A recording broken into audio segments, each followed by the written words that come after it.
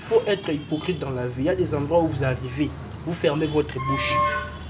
Ne soyez pas les gens des personnes qui disent moi j'ai dit ce que je pense, je m'en fous, j'ai dit la vérité. Dites la vérité. Cela va vous faire rater beaucoup d'opportunités dans la vie et vous allez regretter. Ne soyez pas les gens des personnes qui disent ce qu'ils pensent. Vous arrivez dans un endroit où vous trouvez des gens qui sont des bouddhistes, qui croient en une telle religion, en une telle chose comme ça. Adaptez, vous faites l'hypocrite. Ne venez pas parler de Jésus à un musulman qui vous paye un salaire de 200 millions, peu importe.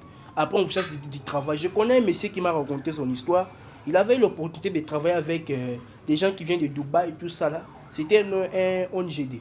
Le monsieur, il est boulot après un moment donné. Le monsieur a commencé à prêcher Jésus à les messieurs qui viennent d'Arabie Saoudite, je ne sais pas quoi. On a chassé les messieurs. Il avait un très bon salaire. Aujourd'hui, le messieurs est en train de passer une étape très difficile de sa vie à cause de la bouche. Vous n'êtes pas obligé de parler des gens, de votre religion. Vous n'êtes pas obligé de parler des gens, de votre pasteur. C'est là-dessus beaucoup des Africains. Beaucoup des Africains aiment beaucoup la Bible et ils aiment beaucoup parler. Voilà, on a une invitation, notre affiche. On organise une campagne de montagne. On s'en fout, les gens n'ont pas besoin de ça.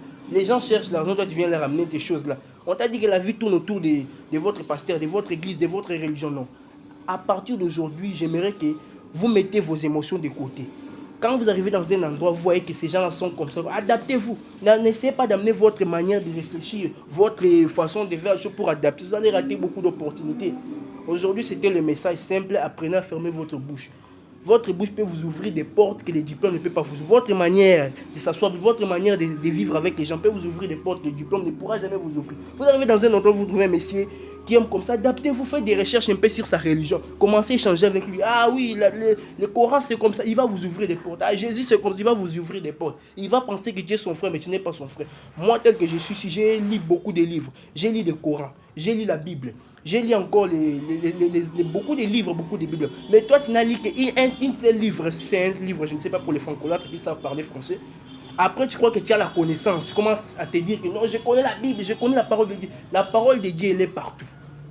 La parole de Dieu, elle est dans la vie, dans l'expérience. Comme je dis, la vie n'est qu'une succession de tout ce que vous vivez, c'est déjà la parole de Dieu. Arrêtez d'imposer les gens, arrêtez de parler de votre religion. Ça va vous ouvrir ou vous fermer des portes. Donc, apprenez à fermer votre bouche. C'était le message aujourd'hui à appliquer. Donc, c'était le message. Donc, abonnez-vous et on garde contact.